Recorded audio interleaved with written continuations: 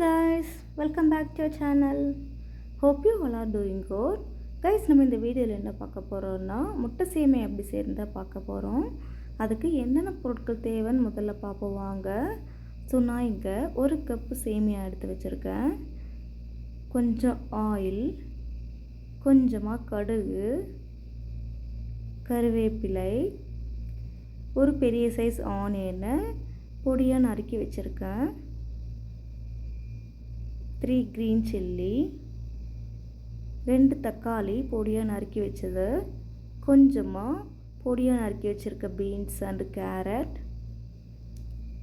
Chicken masala, அதோடவே 2 முட்டை and ஃபைனலாக சால்ட்டு சுவைக்கேற்ப. ஸோ வாங்க நம்ம எப்படி செய்கிறதுன்னு பார்க்கலாம். ஸோ நான் இதுக்கு முதல்ல ஸ்டவ் ஆன் பண்ணி ஒரு பாத்திரத்தில் தண்ணி சூடு பண்ணிக்கோங்க. தண்ணி சூடானதும் அது கூட நம்ம எடுத்து வச்சுருக்க சேமியா ஆட் பண்ணிவிட்டு கொஞ்சமாக சால்ட் ஆட் பண்ணிக்கோங்க. இது கூடவே கொஞ்சமாக ஆயில் ஆட் பண்ணிக்கோங்க. நான் 2 டேபிள் ஸ்பூன் ஆயில் ஆட் பண்ணுறேன். ஸோ தட் இந்த சேமியாவில் நல்லா ஒன்றோடு ஒன்று ஒட்டாது, ப்ளஸ் பிசு பிசு தன்மை இருக்காது. அதுக்காக தான் நம்ம ஆயில் ஆட் பண்ணுறது. இப்போ கொஞ்சம் ஒரு 3 minutes இல்லை 2 minutes போதுமானது கைஸ். இந்த ஏன்னா நம்ம ஆல்ரெடி ஹாட் வாட்டரில் தான் போட்டிருக்கோம், அதனால தான். இங்கே பாருங்கள், கொஞ்சம் ஒரு 80% வேகுனா போதும் கைஸ். அந்த 20% நம்ம வதக்கும் போது அதிலே வெந்துடும். இப்போ நான் தண்ணியெல்லாம் ட்ரைன் பண்ணிவிட்டு கொஞ்சமாக பச்சை தண்ணி ஆட் பண்ணி திரும்ப நான் ட்ரைன் பண்ணி தனியாக எடுத்து வச்சுருக்கேன். அப்போ தான் நல்லா ஒட்டாத இருக்கும். அடுத்ததாக ஸ்டவ் ஆன் பண்ணி பேனில் ஆயில் ஆட் பண்ணிவிட்டு நம்ம எடுத்து வச்சுருக்க கடுகு ஆட் பண்ணிக்கோங்க. கடுகு நல்லா பொரிஞ்சதும் நம்ம இந்த கட் பண்ணி வச்சுருக்க ஆனியனை சேர்த்துக்கோங்க. சேர்த்துட்டு இது கூடவே கொஞ்சமாக கறிவேப்பிலையும் க்ரீன் சில்லியும் சேர்த்துக்கோங்க. ஸோ இப்போது கறிவேப்பிலை, க்ரீன் சில்லி, கடுகு எல்லாம் நல்லா வதக்கி விடுங்க ஆனியன் கூட.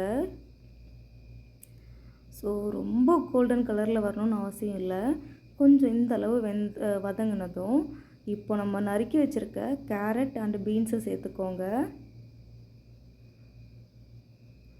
ஸோ பீன்ஸு கேரட் எல்லாம் சேர்த்தாச்சு. இதையுமே நல்லா மிக்ஸ் பண்ணிக்கோங்க. கொஞ்சமாக சால்ட் ஆட் பண்ணி நல்லா வேக விடுங்க. ஸோ பாருங்கள் காய்ஸ், நம்மளோட கேரட் பீன்ஸ் நல்லா வெந்துடுச்சு. இந்த ஸ்டேஜில் நம்ம கட் பண்ணி வச்சுருக்க தக்காளியும் சேர்த்துக்கோங்க. இதையும் நல்லா சேர்த்துட்டு நல்லா வதக்கி விடுங்க. நல்லா வேகட்டும். நல்லா இந்த தக்காளியெல்லாம் நல்லா மேஷ் ஆகணும், ப்ளஸ் கேரட் பீன்ஸ் எல்லாம் நல்லா வேகணும் காய்ஸ். இது போலவே நல்லா வதக்கிட்டு இப்போது நம்ம எடுத்து வச்சுருக்க சிக்கன் மசாலாவை மட்டும் சேர்த்துக்கோங்க. இன்கேஸ் உங்களுக்கு ஸ்பைசி இன்னும் வேணும்னா ரெட் சில்லி பவுடர் ஆட் பண்ணிக்கோங்க காய்ஸ். ஸோ நான் இப்போ சிக்கன் மசாலா மட்டும் ஆட் பண்ணிவிட்டு நல்லா அதோட மசாலா ஸ்மெல்லாம் போகட்டும். இப்போது இந்த ஸ்டேஜில் நம்ம முட்டையை ஆட் பண்ண போகிறோம். ஸோ இந்த மாதிரி சென்டரில் முட்டை ஆட் பண்ணி கொஞ்சம் ஒரு 2 minutesக்கு அப்புறம் மிக்ஸ் பண்ணி விடுங்க. ஸோ இந்த மாதிரி மிக்ஸ் பண்ணிக்கோங்க. அப்போ தான் முட்டை நல்லா இதாகும்.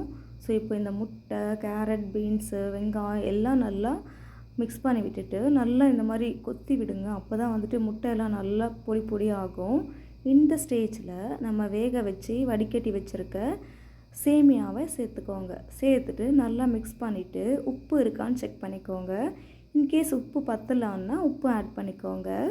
ஸோ நம்மளோட சுவையான முட்டை சேமியா ரெடி ஆகிடுச்சு கைஸ். லாஸ்ட்டாக கொத்தமல்லி மட்டும் கட் பண்ணி ஆட் பண்ணிக்கோங்க கார்னிஷ்காக.